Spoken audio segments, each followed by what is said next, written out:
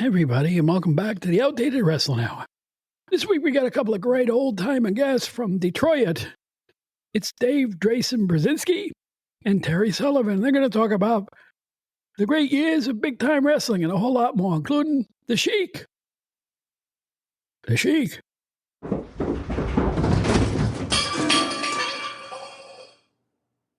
Not for me, Pete. Not me, Pete. It's the Outdated Wrestling Hour. Good Lord. Get me out of here. Yeah.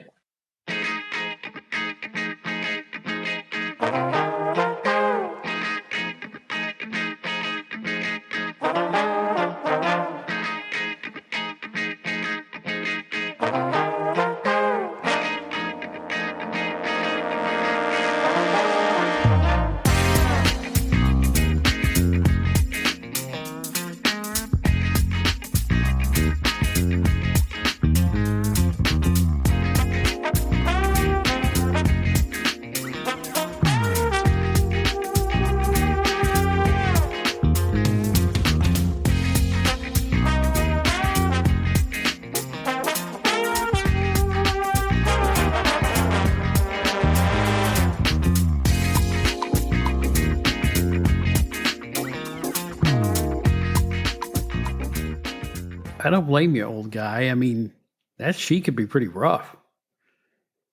Anyway, hi, it's Bob Smith from the old wrestling magazines like PWI, and welcome back to the Outdated Wrestling Hour. We're glad you're here. We got a couple of really special guests for you guys. It's Dave Drason, the Supermouth, Dave Burzynski, and Terry Sullivan, classic announcer from Big Time Wrestling in Detroit, and Bruiser Bedlam in Indiana. And we are going to talk about big time wrestling. Detroit. A bunch of names from that classic era of the 1970s. Now, I want you to know this interview is already in the can, and I think it's one of the best things we've ever done. You're going to hear insider stuff you've never heard before. You're going to hear names you probably haven't thought of in years, including prelim guys. So I'm really hoping you get a kick out of this as much as we did putting it together. It's going to be a blast. I'm so happy with it. I hope you're happy with it. I want to get right to it. We're going to go to Detroit, to the Cobo Arena. It smells like beer and sweat, and you know there'll be blood. In any event, hold on. We'll be right back in 29 seconds after this important announcement.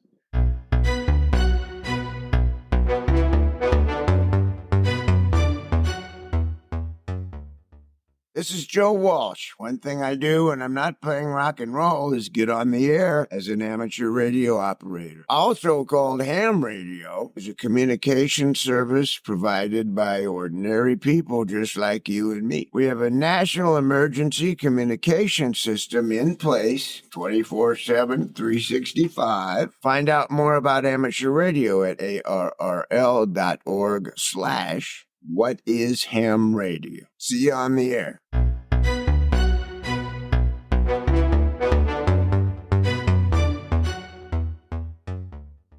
I often use the phrase on this show, I'm like a kid in a candy store, right? I'm like a kid in a candy store right now. We have two legends of wrestling in Detroit and big time wrestling and other things too. We have the legendary ring announcer and commentator for Detroit wrestling, big time wrestling, and Bruiser Bedlam. It's Terry Sullivan. Terry, welcome. Hello, everybody. Thank you, Bob.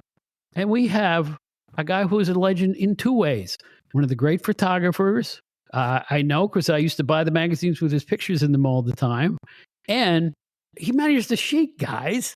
This fella managed the Sheik. It's Dave Drason Burzynski, the Supermouth. How you doing, Dave? Wonderful. Thanks. I like the way you save the best for last. Subtle, aren't you? But anyway, I've had both of these gentlemen on. Anybody who's heard the show a lot knows I've had them both on separately, but I wanted to have them on together because I am the biggest fan of something they've done together on YouTube called Big Time Memories, where they go back and look at the history of, well, big time wrestling, Detroit. They do everything from profiles of great classic wrestlers to Cobo Arena itself. And tell everybody about that those segments and where they can find them and anything else that you did for them. Go ahead, Tara. No, well, where are they, Dave? Yeah. Well, they're on YouTube. Okay. The Rocks TV that, where we, filmed everything, they're in a flux with, redoing and, revamping them. So most of them are on YouTube, but some of our episodes aren't on there yet. They're revamping them. So, we've had upwards of millions and millions of views, but right now we don't know how many views we've had and the comments, all our old comments are gone, since they've redone, these episodes, but we basically told the history of big time wrestling as Terry and I, experienced it. We tried to do the profiles on all our heroes that Terry and I grew up with and then we worked with. And, then, we had our shows, the Cobo Confidentials or Dressing Room Confidentials where, stuff just didn't fit. And there was the little guys, who don't get much publicity and people don't know. And it's those little stories that we told, that are just classic. I mean, and to reconnect with, my good friend Terry, who I met in 1967 at a fan convention here in Detroit. Yeah. And then who would have known when, we were young kids, attending this. And then, getting, we were fans. I used to visit Terry in Cincinnati, when he was going to Xavier University, and we were still fans then. And then he got to, be a ring announcer and then a commentator, and I got to be the photographer for Big Time Wrestling. And then all those years later, we worked in the UWA, our promotion together, and then I haven't seen Terry in, I'd say it was almost 40 years. And then, magically with our Big Time Memory show that the producers came up with, we created magic together, I think. Yes, you did. I agree. And I forget the URLs and all that stuff. But the whole idea was to leave something for history, because so many people talk about what somebody has told them. Well, let's give it to them as people who were there and who knew these people behind the scenes as well as their wrestling characters. And because so many of them were forgotten or would have been forgotten. True. You know what I really enjoy about your segments there on YouTube is that when you guys get talking together, the genuine excitement and fondness you have for your old times in wrestling really shows. There's no cynicism, there's no bitterness. You guys seem to be having as much fun recalling the old times as the people are watching it. You seem to be having a blast. Am I reading you wrong? Because you really look like you're having a good time on those shows. Oh, we're having a blast. And nothing is scripted. We're not going on any script. Everything is off the top of our head. We do have some of our notes, Right. like dates and stuff like that we work off of. But, it's just two guys talking wrestling. Two friends, two fans, as if we were talking, at home, but we're in a studio. And when that camera goes on in the studio, we have no idea what we're going to say, what we're going to bounce off each other. It's all, what can I say? It works. Yeah, but it is genuine and it's, it's like a couple of football fans or a couple of baseball fans getting down and marking out on their favorite teams. That's what we do too. But the beauty part about what I'm describing, though, is that, I know what wrestling is like. I know what you guys went through, and there were great times and there were lousy times. I mean, nothing is perfect all the way through. Yet, when you look back at the different permutations of where you worked and what you did, it all seems to be brought back with, fondness. And it's nice to meet a couple of guys who are veterans who don't have chips on their shoulders. We'll put it that way. Yeah, well, both of us had a plan B, too. Yeah, right. Yes. Yeah, you know thank what, God for that. Yeah, I guess so. But you know what? I've got a bunch of questions here. You see, I'm holding up my notes. Paper, you guys, paper. I still use paper. Terry, I know you worked when you first joined. When you talked your way, first of all, you led a charmed life, my friend. The way you joined Big Time Wrestling and the way you talk, you're in. I want you guys to go back and hear the original shows with Dave and Terry. But I will say this: Terry kind of talked his way inside there. And did a great job of it and lived a dream that not many wrestling fans ever get an opportunity to do. But he also brought his own talents. Now, those old Detroit shows did something really, really wacky. And not wacky, just strange to me. As I've been watching the few that I can get my hands on, you would have these really violent matches and angles sometimes, or other, all the villains in Big Time Wrestling were really rough guys. And then you'd show collegiate wrestling. No. Juxtaposition was like stark because you'd see guys on a mat. And I know that I remember seeing a video of you detailing some college wrestling.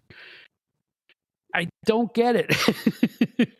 Well, what was the thought behind that with the promotion? It doesn't even seem like something Ed Farhat would do. That's right up there with Big Time Wrestling, Big Time Country, and a couple of my most forgettable ventures. With the collegiate wrestling thing, somebody told them that professional wrestling has a lousy reputation, but if you want to be regarded as more sportsmanlike, hey, why don't you promote where these guys came from? Show where these guys started, a lot of them. And that was really a terrible idea.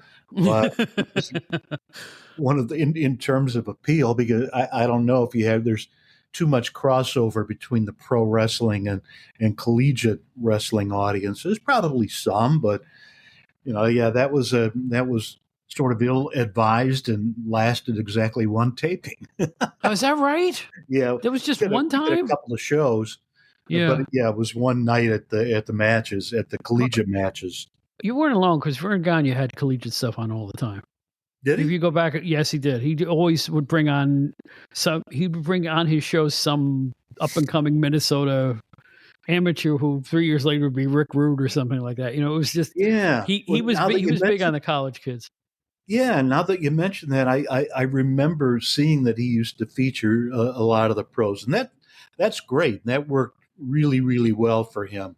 For us, I don't think it was a real good pairing. It was too extreme. You had one extreme to the other extreme. Yeah. You had the rigid world of collegiate wrestling, and here comes Killer Brooks. It was like Right. it's hard to. Which, by the way, leads me to the funniest thing ironically funny thing I ever saw in wrestling from Florida, which was two straight-laced commentators, Coach John Heath and Buddy Colt, trying to call Kevin Sullivan and his gang of ruffians. Two of the most straight commentators, like, well, he just hit him with a chair, and it just, for unintentional humor, I think it was a classic moment. But Dave, now we'll go to Dave. Well, let me say. Well, go ahead. Go right ahead. Let me say this. You talk about the collegiate thing. Well, I just spent 2 weeks, watching so much of the Olympics. Right. Right. And even though the Olympic wrestling wasn't my thing, it's good to watch and stuff. But the one thing that really struck me is not one wrestler from Mexico wore a mask. And Really? nobody came from parts unknown. Mm-hmm. What's up with that? Yeah, I don't get it either. It's they're going to ruin the game. Oh man, that's great. Now, both of you guys. Okay, now Dave, you did the programs too, right? Did you edit the programs, or did you just provide? Tell me about the programs for. Well, the body press. By program, the way, those things are classics, man. I just everybody's collecting those things. Well, to me, they're the best program that was ever produced by any wrestling promotion at all. The one thing is, they were like 16, sometimes 20 pages. Lots of photographs, stories, the lineup. The back page always had all the TV, things across the country where you could watch big time wrestling, and I was, so fortunate enough, the way it happened was, just like Terry had to work his way in, the back door, into big time wrestling. So did I. When they first had, I think this was in 1971, when the Bruiser promotion came to Detroit. Mm-hmm. And now Sam Muchnick was sending a lot of the NWA members to Detroit, to try to combat Bruiser's rival promotion. I mean, we were getting Gorilla Monsoon and Eddie Graham, got NWA guys from all over the country. Well, to me, I was taking photographs from my seat, at Cobo. But when that happened, it's like, oh my God, what can I do to, shoot photographs up at the ring and record this and put this in, Wrestling Review and Wrestling Monthly and Ring Wrestling. So I had my press card from Wrestling Review. And I asked one of the guards who was by the back curtain by the dressing room, who I knew. And I says, here's my press card. I'm a photographer. I'm here to photograph big time wrestling, for the magazines today. And then Joyce Farhat came out, from her little office, which was about 20 feet away from the curtain. And, I showed her my press pass and she told the guards, yeah, let him up at the ring. And I shot photographs, up at the ring that night. 2 weeks later, I had my photographs that I shot, 2 weeks prior, showed them to them, and they go, wow, can we buy these and use these for the body press? And I'm like, sure.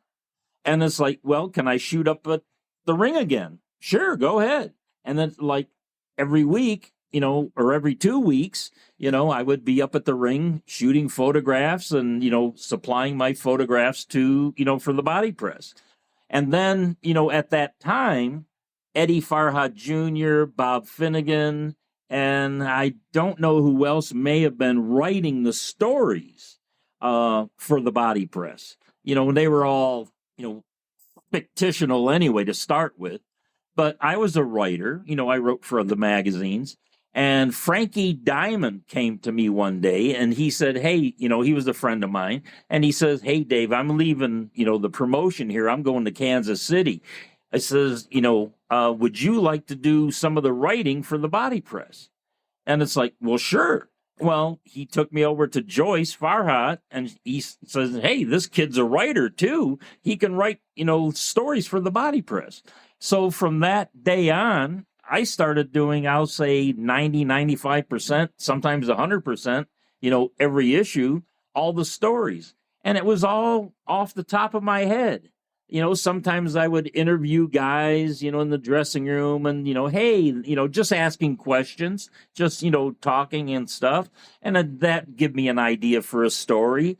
And then there was other times that, when I'd be riding with the guys and, just getting stories that they would tell, like one time with Killer Brooks, doing a story with him, he says, hey, let's go to a cemetery and take some photographs by graveyards and stuff, And I said, that's a crazy idea. And it's like, that's what I wrote in the story. And in that body press program, where I said crazy, that night people started calling Brooks, instead of Killer Brooks, they started calling him Crazy Brooks. And it started this phenomenon when Eddie Creachman was managing Brooks. And it's like, he ran with it, closing his ears. And Creachman's like, don't say crazy, don't say, and then the promos and everything else. So, to answer your question, I was, so thrilled to have my photographs, my stories, and be associated with the body press for 5 years, really. If I could jump in, I think another Sure. one of the advantages of the body press was a glossy stock, glossy pages, which Yeah. was sort of rare at that point in time. And also another one of the writers was Ernie Roth, who at that time, this was before he went to New York as the Grand Wizard, and Ernie was in Detroit, Ohio as Abdullah Farouk, the Right. Weasel, manager of the original Sheik. Mm-hmm. And that's a good story too. I think one of the first times I ever ring announced in the TV studio, Ernie had come in from New York City for this TV taping, and it was early in the morning, like 8, 9 o'clock, something like that, and everybody's getting ready at the TV studio, and Ernie's in an office just typing away. And I said, "What are you doing?" "Well, I'm writing the stories for the next body press." And I forget how many it was, 8, 10, 12, something like that. But he knocked them off in like 20 minutes, a half hour. Knocked the entire body press out. I must compliment the body press for something else, too. You guys had the most exciting headlines of any programs anywhere. The programs made people want to buy the program, or the headlines, excuse me, made more people. It wasn't just, good guy Fred Curry, with their usual picture. You guys had blood feud, blood heat. You would just really lay it out in the line and keep those storylines going. I thought they were really well done, particularly for that era. I mean, nobody else was doing that. Yeah, I agree. They were tremendous. Still are. Dave, what do you think of that? Do you agree with that? Or I wish that, the saying goes with, age comes wisdom and knowledge. I was a 14, 15-year-old kid writing these things. If I could rewrite them now with the knowledge that I have, I think they would even been better. But that was what, came from a, young kid, out of my mind, And then, you got to look also, guys like Jim Cornette, who started as a photographer. Paul Heyman started as a photographer. I don't know what it is with photographers. Well, we weren't muscular and built or anything like that. So we were, almost destined to become managers. Now that you come to think of it, it just had even, Eddie Gilbert even did some photography. And I don't know if you guys know it. I did my share of ringside photography too. And I shot a lot at Madison Square Garden. We got thrown out of the Garden and all the WWF arenas around 84 when they started their own magazine. Right. So this is how we took pictures at Madison Square Garden. We would dress like bums and carry lunch with us, including a big Subway. How the Subway sandwiches in that white bag that they come in? Yeah. It wasn't a Subway sandwich in the bag. It was a long lens. Oh, and we would sneak these lunches into the third tier at Madison Square Garden and shoot down into the ring for about 4 years. Oh, and we got really skilled at it. And very few people complained that, you'd see ropes in the shots and things like that. But we had some really good photographers who could work around that. And it worked. We were still covering the Garden. I mean, we would disguise ourselves. It was just silly. It was just, but we had to, because we lost, even Bill Apter, we lost all our credentials because they were doing their own thing in WWF at that point. So, but we pulled our way through. The one thing these days that I notice with, photographers and stuff that, is presented online and things like that is that I don't think their photographs meet up with a lot of our classic black and whites from years gone by. And I credit that to, not that we were better photographers or anything like that. It's because the rings were so much bigger. Right. And you had so much room to work with. Now, if anybody's shooting on the independent circuit or even WWE stuff, or AEW, some of their photographers, there's such smaller rings and they don't have enough room to work with.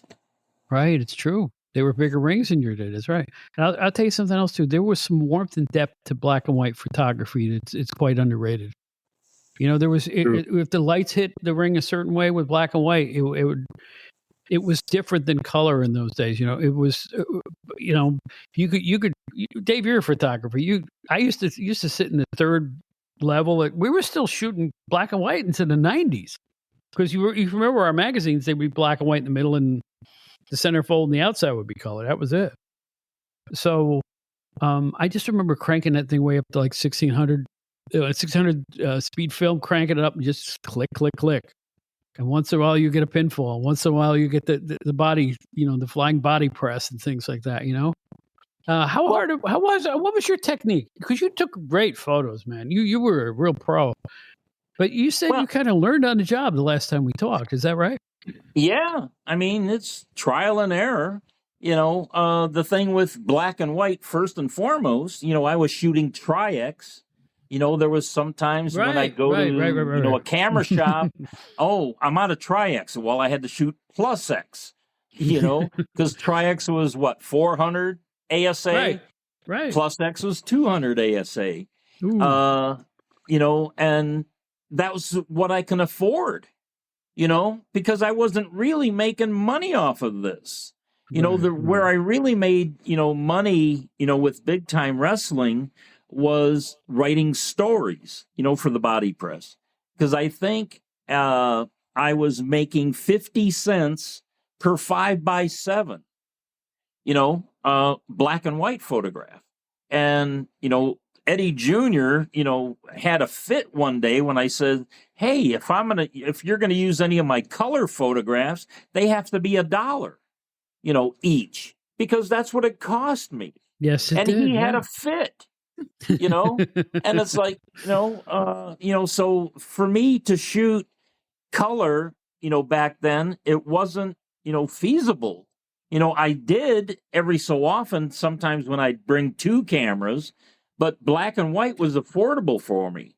And back in the day, if I was to have my photographs, sent to a developer and all this kind of stuff and printed, it would cost me twice as much. And I was lucky enough with the money that I saved, I bought, the chemicals and everything, and an enlarger and a printer and, the paper, and I printed my own stuff. So that's where, I kept, sort of things affordable for myself and to keep my job, shooting photographs at Cobo Arena. We should say, too, I don't know if we mentioned it already, but I think one of the highlights for me of all of the Big Time Memories shows, I think there's 40 or 50 of them, something like that, is they're all David's photography, which is essentially never before seen if you missed that particular body press 40 or 50 years ago. But there's just some exceptional work in there. And how thank you what for it's that, too. Tara. Well, it's really true. And if you guys haven't seen this, usually at the end of these segments, there's like a fake scrapbook, a digital scrapbook. It's not real, but they open the pages and they show so much of Dave's photography there, one by one. You've seen them during the segments, but you get one last lingering look at them. And I think that's a tribute to your talents, my friend. Yeah, that was a really nice touch that they do. I give credit to Rocks TV and Bobby Lee, Bobby Rocks, for what he does and what he did for our show. Because when we started the show, I mean, the idea was, okay, just tell basically this is your life on this wrestler, and me and Terry, really had nothing. We didn't know what we were going to do. And they go, okay, roll, camera. And it's like me and Terry just back and forth with us telling, a guy's life story from what we knew and our interactions with those kind of guys. I mean, like the Sheik and Bobo and Louis Martinez and Tony Marino, Killer Brooks. I mean, we had, so many stories because we grew up with these guys. We worked with them on a daily basis. And that's what made the show work, I think. It's also an opportunity for the fans to sort of catch up with a lot of the guys from, the last time they saw them was in the 70s. A lot of them we knew and could tell, well, they passed or they're here, they're there. Give a little update. Well, but they didn't know a lot of their inside stories about the guys that we told too, like personal stories. And that's the point I wanted to make about these segments on YouTube is that, guys, if you have any questions about Detroit wrestling, these two fellows will tell you things you may not have known or even dreamed about. I mean, And the more you guys talk, I could tell that one of you will jog the other one's memory, and then you'll both spark up because oh, shoot, I remember that. And then it comes back to you, right? Yep. That's how it is when I talk to a lot of the guests on the show. We'll go off onto a tangent, and then, oh, yeah, I remember that. And that's when the good conversations start. Okay, can I bring up one? Terry, let's do a segment on our big time memories here, right off the cuff. Who are we going to do, David? Let me bring up a guy and let's, see what we could bounce off each other. Don't say Porky Pig. No, we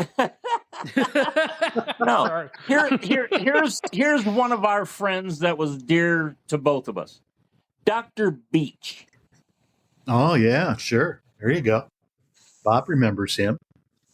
IWA too. Emmanuel Beach, right? Toledo, Ohio. That was his real name, Emmanuel Beach. Mm-hmm. Yep. And, when he was in big... Now, was he a Lou Klein trainee? As far as I know, yeah. Okay. And he was an enhancement talent, for big-time wrestling. Never went over that I know of. And probably, the most famous thing for him in big-time wrestling was known for when Dr. Jerry Graham sliced him open, literally sliced him open. Pillar to post. Yep. I don't think you were there that night, Terry. No, I was not. But I was. And let me tell you, I was right up at the ring. And when Dr. Jerry Graham sliced him, and Beach wasn't even in on this. They're a mid-card, thing, so blood didn't happen then. I mean, Dr. Jerry Graham was pretty much a racist, and he didn't like young black kids in a way. Let me just be blunt about that. And he just took advantage, and he sliced him, one end of his forehead to the other. And when he did, that blood came out like Niagara Falls. And I'm up there shooting photographs, and it really made my stomach turn. I mean, I've seen the Sheik and Johnny Valentine and Tony Marino, Killer Brooks. I've seen these guys bleed gallons. But this one made me sick to my stomach. And Dr. Beach, after he got sliced and he started bleeding, he ran straight out of the ring, straight to the dressing room. And, they took him immediately to the hospital. And I think they sewed him up with like 80-some stitches. And I think the only guy who went to the hospital was a guy who worked one of the very first few matches, Jim Lancaster. Oh, and he went to the hospital and looked after him and stuff. And Beach came back to the dressing room to get his stuff. And he was sewn up. I mean, his forehead looked like a zipper. All right, I have a question then. Let me intersect because it's like, all right, he does this to Dr. Beach. Graham does it. If it's not if he did it on his own, how do the promoters feel about that? I mean, it's like that, the finish obviously wasn't the finish and everything else. How did they get away with it? Jerry Graham just took it upon himself to do this. And when he came back in the dressing room, Bull Curry and Bobo Brazil confronted him about it. And Jerry Graham was, blasting off a bunch of racist comments, which, what's Bobo going to say? But, Bull Curry really got in Jerry Graham's face. And at that time, the Sheik paid for, the hospital thing. They didn't use Jerry Graham for a while. That was probably... But Jerry spiraled, too. He spiraled. His career spiraled. Yeah, I'll say this. Give credit to Terry, Killer Brooks, Tony Marino, Jack Kane. When we had our UWA promotion, they brought in Dr. Beach, and they changed his name to Bad News Jackson. And they started putting him over. And he became a fan favorite, and he was a really great worker. Yeah, he could work real well. He was smaller, real small for that time. But yeah, he could get the crowd going. He'd do a little jive dance or some There was only a little bit of that, really. He just clicked with the people. That's great. It's nice to hear You know, that. if I could tell this one little funny story about Dr. Beach before we go on, there was time because he didn't drive. He didn't have a car. Tell me. And I know Terry borrowed his car to Dr. Beach a number of times. But there was this one time I'm driving from my, home in Detroit to whatever shots that we were going to, and I'd pick up him in Toledo. And then we had, TV back then. And then, Dr. Beach was, a baby face, and me as the manager. And, if we were going against them that night, I was either managing Beautiful Ben Justice or Killer Brooks at the time. So if we were going against Dr. Beach, I'd have a promo on TV and, cut him down, usual heel kind of thing. Well, I go to pick up Dr. Beach at his house. I go knock on his front door, and he had a young son who was like 4 years old. And I come to the door, and he opens up the door, and this kid sees me. Well, he knows me from TV. He doesn't know me personally. And he goes running, screaming through the house. Oh, Daddy, Dick Crazy's here. Dick Crazy's at the door. And the kid, and Dr. Beach would have to calm his kid down and, sort of kayfabe him in a way. And, but I always remember that Beach's little kid called me Dick Crazy. You're doing your job on TV then, that's for sure. Right? That's what you want to do. You want to get the reaction like that. I mean, it must be tough to be a parent of a 4-year-old kid when you're a wrestler, but that's a whole nother ball of wax. Let's talk about, what did they call it in the day? Who presented Big Time Wrestling on TV? What was the company name they used? Worldwide Sports. Worldwide Sports. I want to talk about the Worldwide Sports era when you stepped in, Terry. You were around for it, Dave. I'm going to tell you something that you probably have never heard before. From the tapes I've been able to collect, I'm a Chuck Allen fan. I'm a Chuck Allen fan, and I'll tell you why. The way he introduced the Sheik, he sounded like he was terrified. The Sheik. He sounded like, oh my God, I can't believe I'm going to be standing in the same ring as this monster. I thought it helped get him over. The way he announced him. Do you have any opinions on Chuck? Did you work with Chuck at all?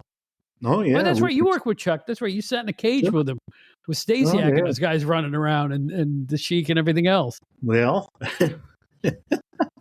Chuck, I don't think Chuck cared for me very much. And in fact, I know he didn't care for me very much. And I was a young punk, quite frankly. and I really think that he thought that I needed to pay some dues. But he was, a lot of people remember him. In fact, a lot of them remember him over Bob Finnegan, who, to me, he was the first non-wrestling announcer that the Sheik ever presented on Big Time Wrestling.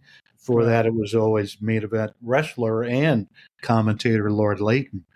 But Finnegan was great. Chuck Allen worked mainly shows in Michigan before they put him on the television. His real job was, though, his full-time gig was a TV weatherman in Jackson, Michigan. Is that right? Yeah. See, you don't know stuff unless I talk to guys like you. There you go. So I was wondering, and you work with Finnegan too, obviously. Me? Oh, sure. Yeah. Oh, yeah. He was great. I would say he was my mentor. And when I was a little snot-nosed brat haunting the halls of the Toledo Sports Arena, bugging everybody, he always took some time with me. And, he had been a DJ. That's what I wanted to be. And so there was a little, I think, camaraderie there. But, he was a good fella. And I suspect he's probably one who may have put in a good word for me before they hired me. Now, the other question I have for you, Terry, in the regard, there's not much tape. There's really not much tape of Big Time Wrestling, which is a sad thing, but at least there's some tape. How did your career go after the tapes that we've seen? I know that I don't know when you guys left the promotion to do what was the UWA you call it, or UWA was what, Dave, late 74 through 75. Right. And I'd been with Big Time before that and came back in 76. In fact, the first show back that I worked was the Muhammad Ali versus Antonio Inoki, and the live telecast from Tokyo.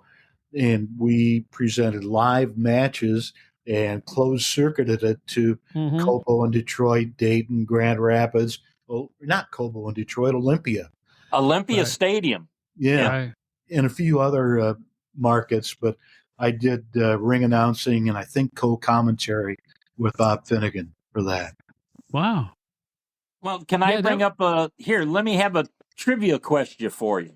Okay. I mean, when the Sheik bought the promotion in 1964, Lord Layton was the sole wrestling announcer. Okay? Who did the ring announcing at Cobo Arena back then? Joe Gentile?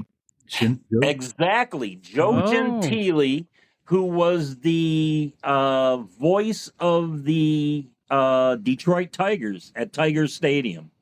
Oh, he did the PA, the booth? Yeah, he was the PA announcer. Yeah, okay. Good guy.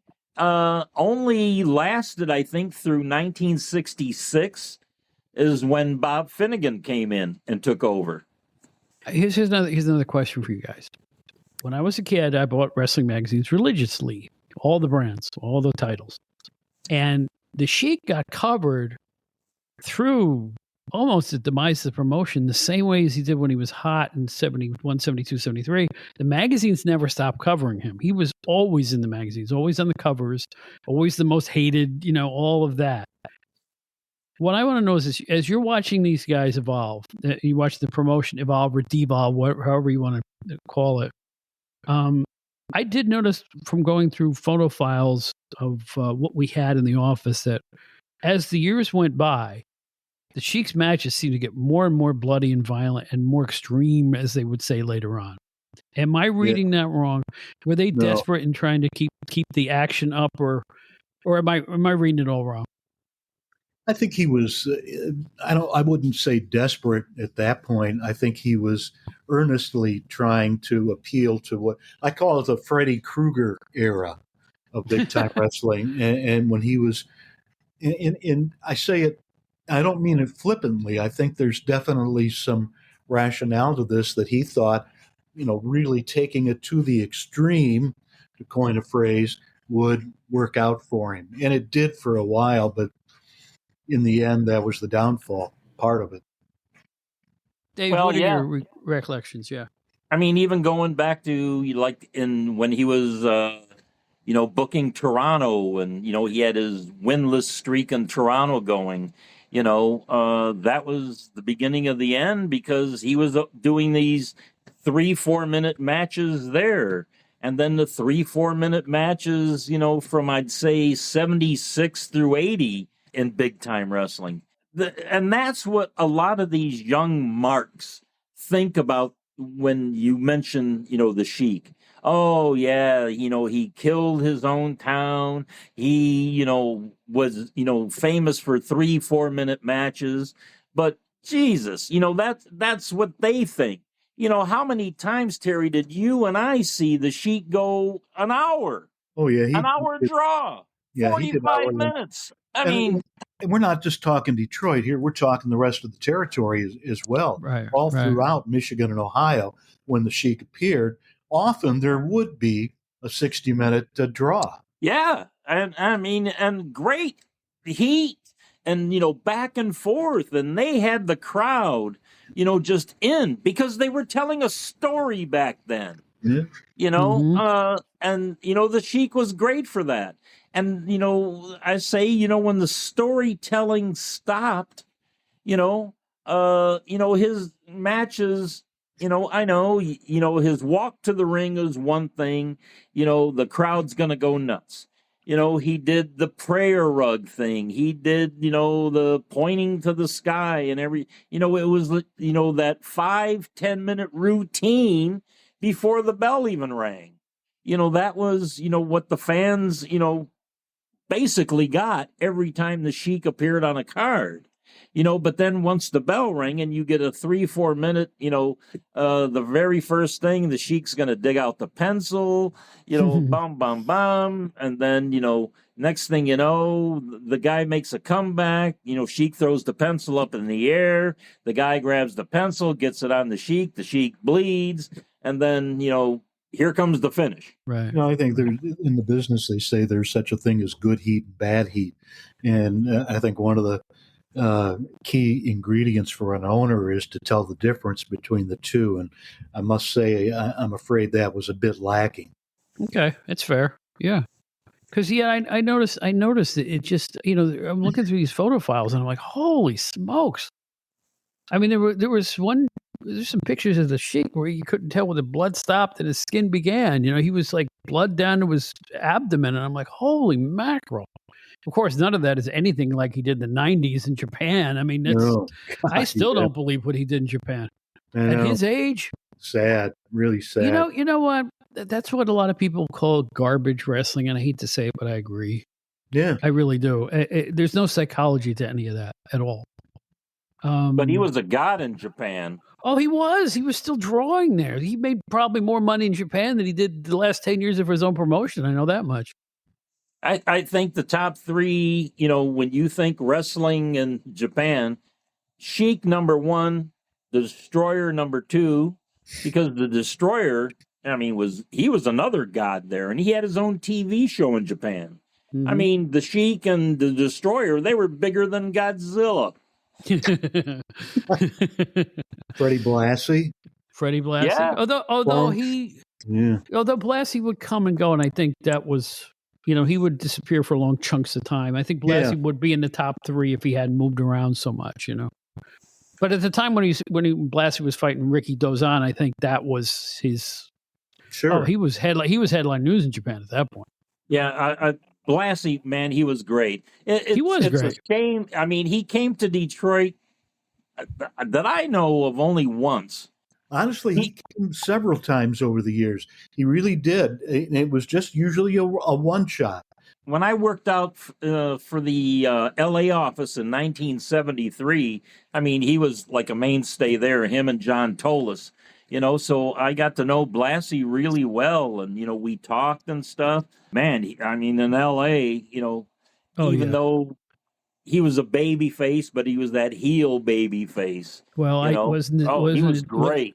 The Sheik was instrumental in putting him over as a more beloved figure at that point, because everybody hated the Sheik way worse than they hated Blassie.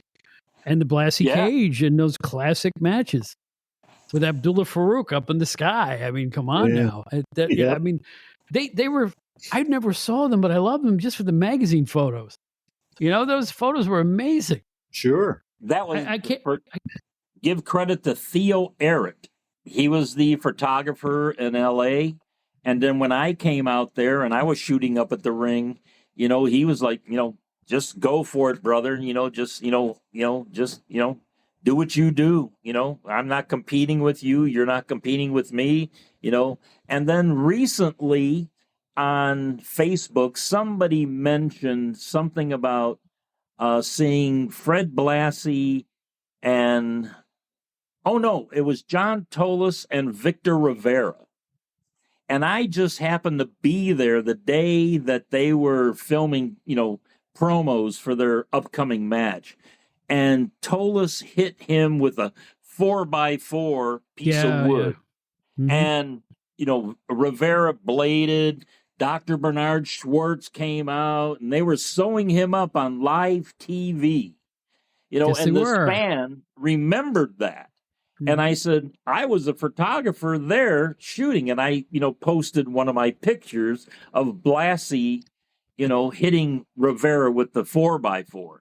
But, what I didn't say is that before that even happened, we knew that was going to happen. And we had saw that 4x4, Larry Korn, who worked for the LA office, with Don Wilson, myself, Jeff Walton, Bob Kubik, and Jules Strongbow. But we had sawed that 4x4 down to where it was only like an inch holding it together. So that when, Tolis hit him with it and it broke in half, on TV, it looked like, mayhem. So that was the trickery that we used. And that happened all the time. I know Now, that. Terry, can you remember anything in big time wrestling where we did promo stuff that, weird stuff like that would happen? Oh yeah, all the time. Yeah, for the different towns, yeah, they have contract signings. A contract signing always ends in mayhem and chaos. Yeah, and Brooks or Sheik. Somebody always had a 2x4 with them. Well, here now this jogs a memory. Here, remember when we did Sunday morning interviews at the office up in Williamston? Oh yeah. Two that I remember. Sheik and Creachman come out to do a promo. Sheik wraps up this big newspaper, Yeah. and he lights it on fire. And I have a string of photographs of this through a 2-minute interview. And the Sheik's he's eating the fire and the paper's on fire, and this thing just keeps on blazing and blazing. And then the 2 minutes is over, and now the whole office is full of smoke. So we had to open the front door, which never opened, basically. The only time I think the front door ever opened is when Terry would have to take Kibby, the Sheik snake, out to take a leak or something. The snake's name was Kibby? Kibby. Wow. Yeah. And then I remember other promo. One other promo that, was famous is that Brooks just did a promo, and he always had his cigar. He's always smoking that cigar in a promo. So the next person up was Pampero Firpo. So Brooks is done. Firpo's getting ready to go up, with, I forgot, probably Bob Finnegan at the time.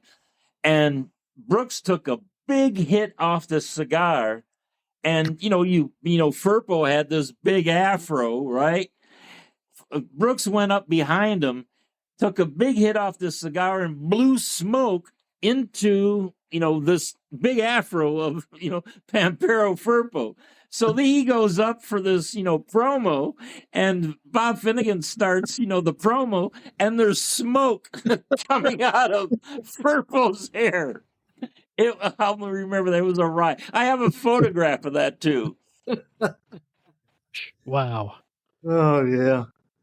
Terry, do you remember any TV interviews you did with somebody who would either abuse you or act really weird or really strange? Like do you remember any? Well, like constantly. Yeah, that's all. Yeah. Yeah, that's what happens. That's one of the reasons they used me is because I'm so short. But I one good interview with Brooks, and it was during I think probably right up there with the Sheik versus Bobo Brazil as one of probably the most legendary Detroit feud. Number 2 would have to be Tony Marino versus Killer Brooks. Oh, man, that sucker went match after match after match all around the territory for a few years. It was always them. When the Sheik was in town, he'd be on top. If he wasn't, Marino and Brooks would be on top. But Brooks was just a tremendous interview because he was so creative. He was like watching Steve Martin on Late Night with David Letterman. He's always going to come on with something prepared, something ready to go. So Brooks came out and he says to me, "Did you see what I did to Marino last Monday in Dayton?" And I said, "Yeah, I saw it. It was a bloodbath." He says, "You know what? I got a little bit of Marino right here." And he reaches behind him and pulls up this piece of bologna. And that was Marino's skin. I said, "Oh, my God, are you kidding?" And for a few seconds, I thought that was legitimately part of Tony Marino's skin. Oh, that's creative. And here's one for you that people never knew. Some of the greatest promos on Big Time Wrestling were Eddie Creachman. Yes. Yeah. But they weren't Eddie Creachman. That's true. Who were they? It was a guy they had to pay a whole lot less than Creachman. They didn't have to pay trans from Montreal, and the guy just happened to be around and do the little Mr. Noble Sheik. I will your face. Terry Sullivan would do an imitation of Eddie Creachman on the promos, and they were fabulous. Wait, hold the phone. Were you on the camera? How did this No. work? No. So it was just the Usually voice. What they had on camera was the Sheik with the fire in the background.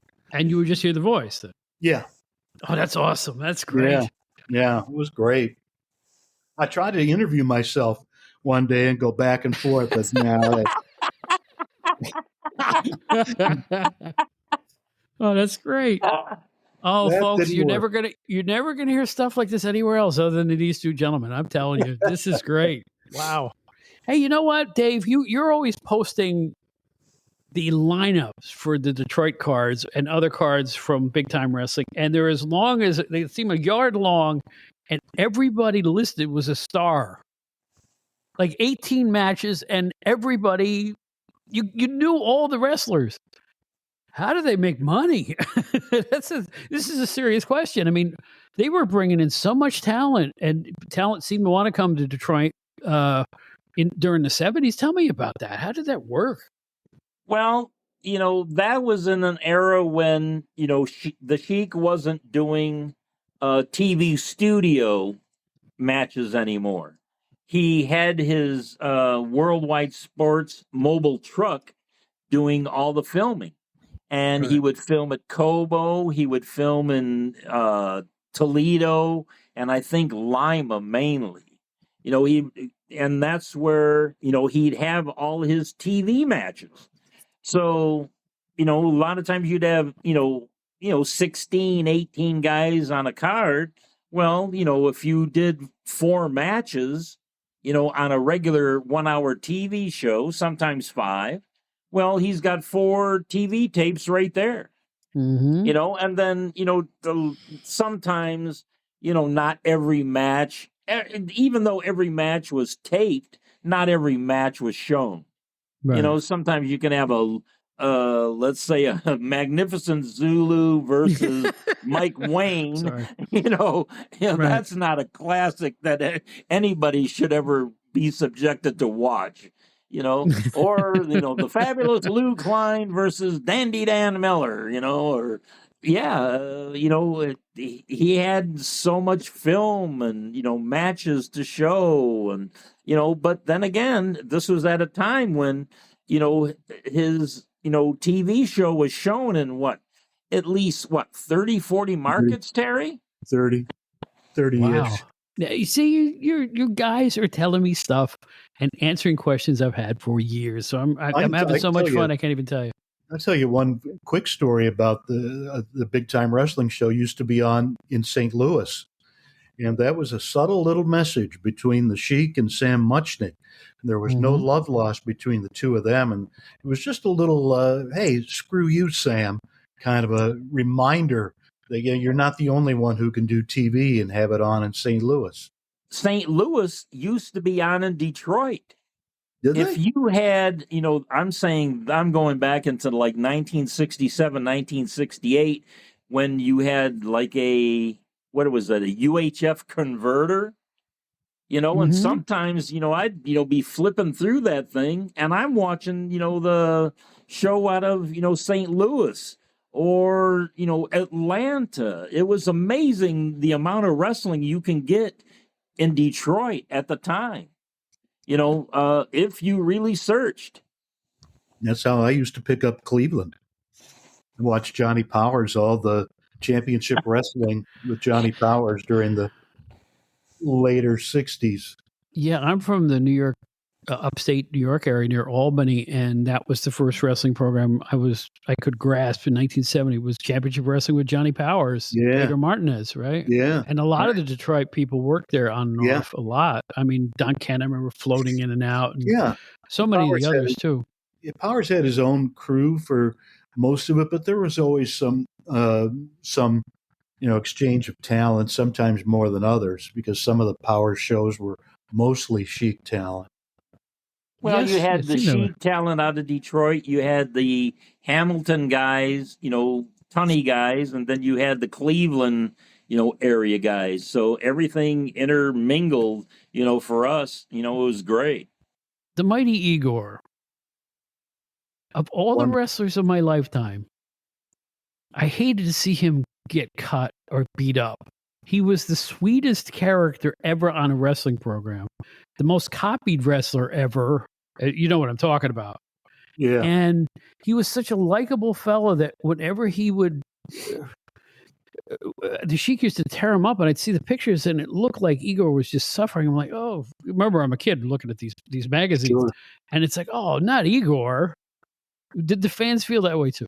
You know, he was in the Detroit area for many years before as Dick Garza. Right. He was a Mr. America. He worked for, Barnett and Doyle. He worked for Burt Ruby and the Motor City Wrestling. Him and Ricky the Crusher Cortez were, frequent opponents against each other, and they were neighbors. They both lived in Dearborn. They didn't live far from each other. But I'll never forget because, I'd read in the magazines, this is probably 67, I'd say, 67, 68, that, this new persona of the Mighty Igor was in the AWA, for Vern Gagne, main event talent. And then all of a sudden, the Mighty Igor, supposedly coming to Detroit. Well, what happened was when he came here, the Sheik, put him in a front row seat, and he had this old trench coat on, long hair, hat, and he would sit in this front row seat eating a kielbasa, a Polish sausage out of a bag. And, he was a big guy, and the fans didn't know none of us knew who it was. And what would happen was the Sheik had the heels go out one way to the ring, the baby faces the other. And the heels would have to pass, this big monster of a guy sitting in the front row who would stand up and look at these guys, and these guys, oh, gee, and, that's, I think they did that 2 times in a row. And then I think the third time was the Sheik came out, and Igor was sitting in a seat eating his kielbasa and stuff, and he challenged the Sheik, and I guess, I can't remember totally, but I guess the Sheik did something, and Igor ran toward the ring, and, the guards let him go, because they were in on it. And then Ivan Kalmykov came out. One thing led to another, and now you had, the Mighty Igor working in the Detroit territory, and it's like, he, was looking to get the Sheik. And he never spoke English on his promos because he's this Polish strongman dummy, but he's Italian. He couldn't speak a lick of Polish, which I could because I'm a Polish kid, so he'd go on TV and, Ivan Kalmykov would start the promos and talk this, that, and the other. And, Igor would be in the background going, somebody is Sheik, which means I'm going to kill the Sheik. And they, I think it was like, within a month of him being in the territory, he went against the Sheik, and, he lost, of course. He didn't win the championship, but he became a fan favorite, boom, right off the getter, and stayed that way for many, many years until the end of the promotion in 1980. What was Big Time Wrestling where he did the cinder block thing with the hammer over it? He did it there. They break a cinder block over his head. I remember what did he do with the Volkswagen, Dave, at the studio at Channel 9 in Windsor? He held the Volkswagen back. They had Ivan Kalmykov backed up the car. Igor put his back to the back of the studio, put his feet on the bumper. Kalmykov would rev the thing, and, Igor held it back. That was one of them. And then they would invite 10 guys out of the audience and 5 on each side, and they would have these ropes, tied to his, forearms. And he, it was an actual feat of strength. These, fans weren't in on the gimmick at all, but he held it back. It's another thing that just recently happened.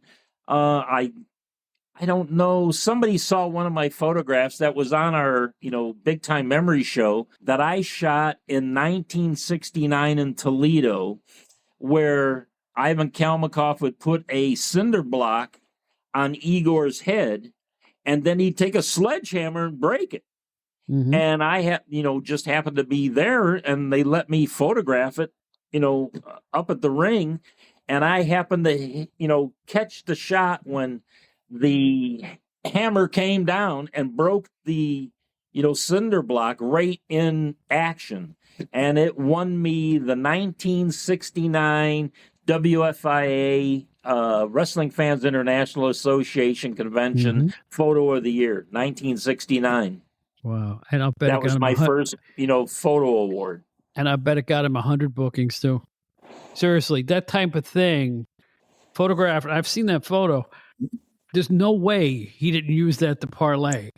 You know what I'm saying? That is a selling point in and of itself. If they showed that picture anywhere, that's amazing. Yeah, Igor was a tremendous guy, and he was also very consistent. He was a star in Detroit. I mean, you put Igor on a card against any decent name, and it's going to draw people just to see Igor. But here's the beauty part. He could brawl too. Oh, yeah. When you got him mad, when he would get angry, he paced with any of the ruffians in that ring, and he was bigger than they were too. So it was like, it made for some exciting matches. I remember seeing him against Brower in the IWA in the mid-'70s. Yeah. Well, even in 1978, when he left big time wrestling here, he went down to the Carolinas for the Crockett's, and he became a big star there. And he went down to Florida for Eddie Graham for a short time, and he beat Hulk Hogan when Hulk Hogan first went down to Florida. Hogan was not hardly unbeatable his first couple of years or 2 or 3 years in the biz. He got beat by a lot of people. Tony Atlas, at the Garden, happened a lot more than people. You know how they like to rewrite history, right? Like Andre never got slammed, right? Right. How many times on the internet now, all I see is pictures of Andre getting slammed or videos of Andre getting slammed over and over. Here's, oh my God, what is this? Dennis Stamp slammed? I'm not being facetious, but it's like there's so many people that slammed Andre before they promoted that he had never been slammed. Right. And the fans ate it up like French fries. Well, even more rare than that, how many photographs do you ever see? And I only seen one where Haystack Calhoun was body slammed. Was that Bruno? Bruno. Right. So, Andre getting, body slammed, it happened how many times? Harley Race, Harley everybody. Race, yeah. But how many guys can say they body slammed Haystack Calhoun? Did you guys cover the McGuire Twins? Oh, God, yes. They were an attraction. They came in a couple of weeks, did the territory, and I think they went around 2 or 3 times, so maybe a month. And they'd come back again after a year just for a one shot or so. Did ride their little motorcycles around. And all right, I'll ask you this question in all seriousness and with as much kindness as I can muster. What could these matches have possibly been like? I can't imagine it. You tell me. I just tell me what you saw. Well, they ride their little scooters down to the ring because if they walked to the ring, that would be it. Like the Iron Sheik at the Hall of Fame or whatever. The brain said he'll be here about this time next year. But no, that was they had to both be in the ring at the same time because getting in and out through the ropes was going to take them half the night. Right. But yeah, so they were an attraction. Nice guys. I'm assuming they simply let people bounce off of them and then they fell on somebody and that was the match. It's all I can figure. Yeah, you get a hot heel in there and get them see 600 pounds down on them. Sure, that was fun. They worked with us in George Cannon's Superstars of Wrestling when I worked with George up in Canada there. And they came in as an attraction. And I'll never forget the one time, I think we were in Oshawa, Ontario. It was the McGuires against Handsome Hartford Love and Bruce Swayze. And, like Terry said, they'd be in the corner, because they couldn't go in and out of the, between the ropes. So they were both in at the same time. So when one would tag the other, but the other guys like, Hartford and Swayze, they did all the work. They would bounce off them, get them in an arm bar or something, whatever. They did all the work. This one time, I'm managing Swayze and Hartford, in this show. So we worked it out at the end where the McGuires, boom, Hartford Love goes over the, top rope. Boom, Swayze goes over the top rope. I get up on the ring apron and I'm yelling at the referee, hey, these guys, they're blah, blah, blah. And next thing I know, they pull the, top rope and I take a bump over. And then it's like, oh, here, now the fans, they're going nuts. So what they did, they stood like, 4 feet apart. Well, one would hit me with their stomach and I'd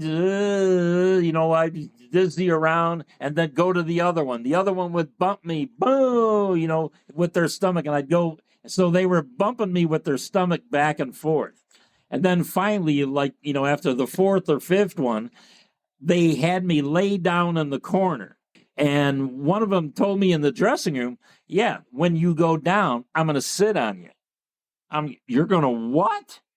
Yeah, don't worry. I'm going to grab the top rope and I'm just going to shift my weight because, it's all fat, and it's going to appear that they're sitting on me. And what happened was I'm in the corner and I'm laying on my stomach. And he goes, grabs the top rope, and he, puts his, a little bit of weight on me.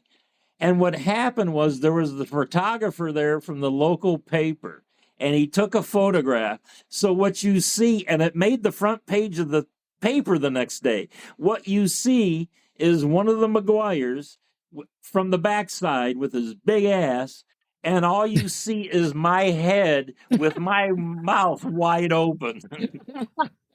It was one of the best photographs I've ever seen of myself. Wow. But they were such sweet guys, so nice. They married twin sisters who weighed like 110 pounds apiece. I think I read that somewhere. Yeah. Yeah. And, the one thing I'll never forget, the one show that we worked, together, after the thing, we're going in for a shower. Them two in a shower, and I go into the shower, and to see them naked, it's like, it really wasn't funny. It's funny now, but I really felt sorry for these two guys. When's the last time they seen their own pecker or their shoes? They were so huge. It had to be a struggle. It had to be such a struggle. And you know what? Talking to you guys and others, they were around for a lot longer than I thought they were. I thought they were this novelty that showed up somewhere and that was it. No, they traveled and they made a living, didn't they? Yeah, they did a lot of territories. They did. They lasted longer than Chris Taylor. I'd love to see that photo.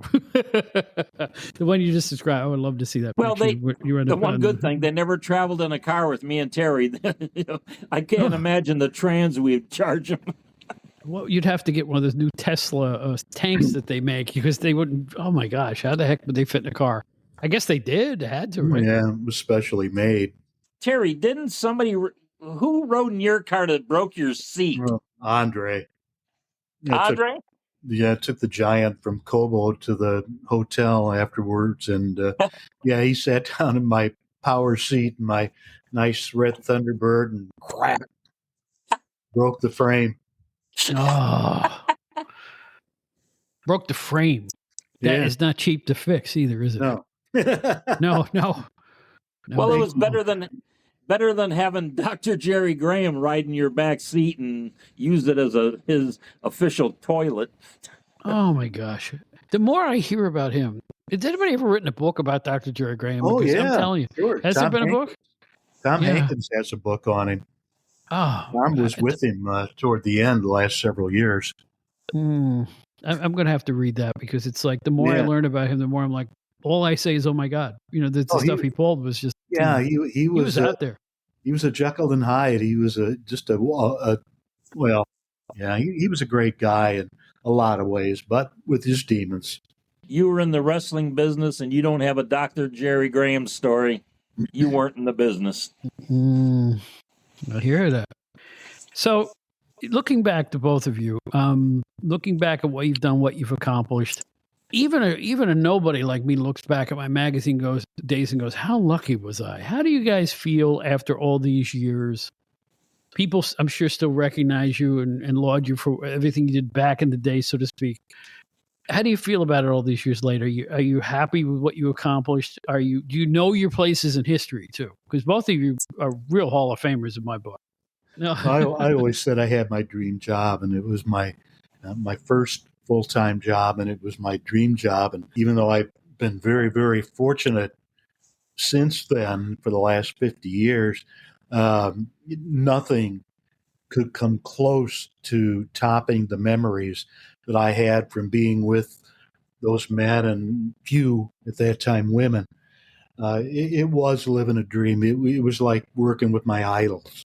You can't even imagine or dream, as a fan, what Terry and I had gone through, and we're fortunate enough to be involved in the sport that we loved, that we grew up with, as fans. And then we got into it. And, for me, the photographer thing was, that was almost like, my pinnacle. But then, once I got into managing, oh my God, how much better can this be? And then when I managed the Sheik, probably, to me, and, the greatest heel that ever set, foot in the ring, how much better can it ever get? And then, just through all the years, and like Terry will tell you, we didn't make any money back then. I mean, we got a little bit of money here and there, enough to pay our gas and, hotels and food sometimes, but, never made us rich. Both of us were very fortunate to have other careers that, we did very well at, really made our lives. But we still had all these memories, all these years later, now that, both of us are retired, that we can share and, give to the fans. And, I don't know what to say because I'm just so fortunate. I feel the same way. I mean, it's like I answered a 2-line ad in the New York Times and ended up with Pro Wrestling Illustrated in those magazines. And I ended up working for WCW after that and other things. And I sang with B.B. King 10 times. So when I think I'm just a schmo, which is most of the time, I got to remember how lucky I've been. It's like, this is stuff normal mortals don't do, guys. It's like to be in awe of somebody and then I'm working with them. It's and when you feel you belong on that level and you've earned it through your skills and your talents, there's nothing else like it. It's a blessing, really. That's the way I look at it. Truly. What other sport can you say that about? If you're a fan of, just say, baseball, what's your ultimate goal? Besides, being on the team, which ain't going to happen. If you're a fan of football, you're never going to be on the field with those guys. If you're a fan of basketball, you're never going to be on that roster. If you're a fan of, hockey, you're never going to be on the bench with those guys. Terry and I, we got so lucky in the, sport of professional wrestling, he doesn't get the credit he deserves. Mercy's sake, Terry is one of the best announcers in the history of the professional wrestling. I agree. I'm not, just blowing smoke up on his behind, but I've seen it. He, was so passionate about his announcing and stuff. If you go back and just listen to stuff, he made it believable. Right. Terry made it real. He kept his cool. The only guy I can compare him to in that regard, when all hell was breaking loose in 2 different promotions of the tapes I've seen, he kept his cool and kept describing it. That's a Gordon Soleyism right there. Only Gordon Soley and Terry Sullivan could make you believe that what you were seeing was both shocking but real, and keeping it on an even keel made it all the realer. I can't believe what I'm seeing, fans. That worked.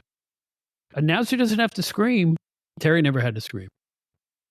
Right. Yeah, I mean, fans, always relate to their, hometown announcers. Like Georgia, you had, your Gordon Soley, and, LA, you had your Dick Lane. In New York, you had, I don't know, Vince McMahon, Yeah. Morgan. For us, and, the Toronto territory, Detroit, we had Lord Layton, and it didn't come much better than that. But Terry, to me, is a very close second. Yeah, I would rank them like that too. Folks, Terry is shaking his head no and making a sick face, but no, we're Dave and I are right about that. We're definitely correct about this. There's no question. There's no question, Terry. I mean, I told you when I had you on the show the last time, it was a big moment for me, and it's still a big moment for me to have you on again, and you too, Dave, because like I said, what you've done and what you continue to do to bring wrestling history to so many people. I know we're all getting older, and sometimes you feel like, oh, geez, nobody cares about this stuff anymore. But then I get an email from somebody going, I remember I was a kid on my school bus reading your magazine, the article you wrote about so-and-so, and I think I touched somebody. I gave somebody a good memory. That's worth more than money to me, man. It's like it made all that hard work worthwhile. And I know you guys are the same way. Somebody hated you, Dave. Somebody hated you worse than anybody else, and he'll never forget you. Now he loves you for it. I guarantee if you show up at a wrestling convention, you go, oh, I love to hate you back in the day. Those type of things. And Terry, you probably have people watch Bruce Brown and go, he was the voice of my childhood. You're the guy I listened to growing up. So, it's a nice feeling. It gives me a warm feeling to know that the work that we all did is remembered and fondly so. And I can't say what it means to me. That's why I'm doing this podcast. I found out people cared about this kind of thing. Yeah. So from one fan to two legends, this is a big moment for you, and I want to thank you with all my heart for being here, because this is as good as it gets. I'll never have more fun doing a show. I'll put it that way. Thank you. And for me, like on our Facebook wrestling page, 50s, 60s, 70s, thing, basically big time wrestling Detroit. I love giving back to the fans, all the stuff that I have, like you mentioned before, the lineups, which I'm going to have to start posting those again. But, I'm, trying to mix things up and give, fans of, big time wrestling, the memorabilia that I have, like, not only the body presses and photographs and videos and memories, our big time memories, I just have so much to give. That's my passion right now is giving back and trying to educate the fans that, Detroit big time wrestling back in the, I'll say 60s, 70s, we were the premier. Everybody's going to say New York, Bruno in New York. But you look at the lineups that the Sheik promotion here in Detroit produced, there was no better talent cards, on the face of the planet. I can't argue with you. I can't argue with that. I've seen the list. It's crazy. It's amazing what you guys did. So anyway, hey, you guys got anything going on right now? You need to hype? Terry, you're still announcing, right? Yeah, I'm working for a little promotion that's trying real hard to make a dent. CIW, Championship International Wrestling. If you look it up online, you may or may not find some interesting stuff. We have some good, really good wrestling. There you go. And Dave, you're a wine connoisseur. Tell people about that a little bit. I'm a sommelier. I dabble in wines. I'm tasting stuff, and I write for a number of wineries. And, the wine is my new passion, number two after wrestling. And the only thing on the wrestling is, like I said, the one thing I'm posting on Facebook, not only on our big time wrestling, but on Toronto and Montreal pages, is that recently my wife was down in our basement and we were looking for something. and she finds the shoebox, and she gives it to me, and she says, it says tapes on the top. And I open it up, and there's like 50 cassette tapes. And it's like almost all of my time in Superstars of Wrestling, for George Cannon, all my promos, and not only me, but all the shows. So, like, there's Bull Curry, Fred Curry, Louis Martinez, everybody that appeared, even in Montreal, Chris Colt, so many of the stars that appeared there. It was shown on TV here. I had my little cassette player, and I would tape all the, the whole shows. So I find these, and now I'm trying to, download them and share them with fans from the 70s. And then, I have also I've got probably 10, 15 tapes of when I was a kid.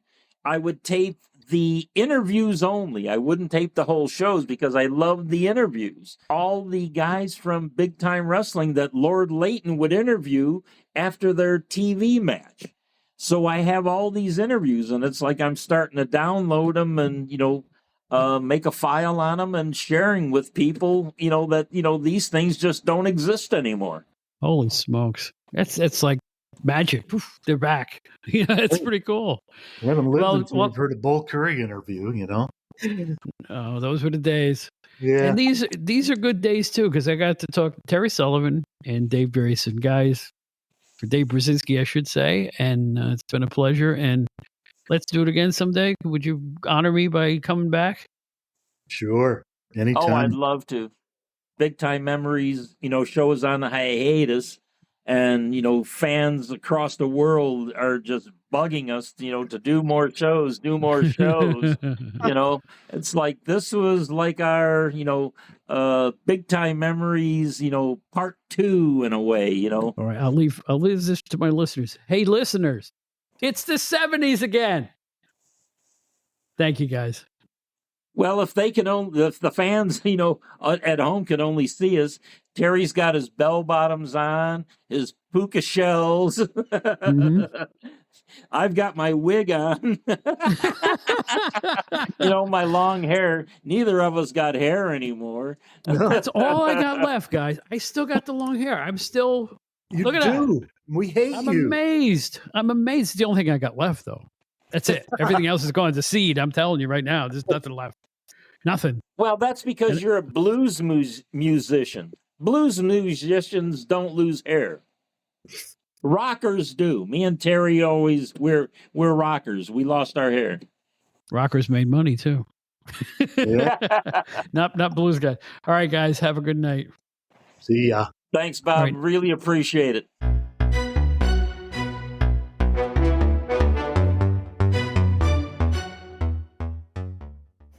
All right, so that is our program. We're hoping you had a good time listening to it. I had a blast putting that together. Dave and Terry, thank you, thank you, thank you. You're the best 10 times over. I'm going to get out of here right quick because I think I've made you sit in that same position for a long time and your arm's probably getting, asleep. So here's our ads. Write to us at outdatedwrestling@gmail.com. On Facebook, find me. I'm Bob Smith, the guy singing with BB King. Our website, outdatedwrestlinghour.buzzsprout.com, where you can hear every episode of the show.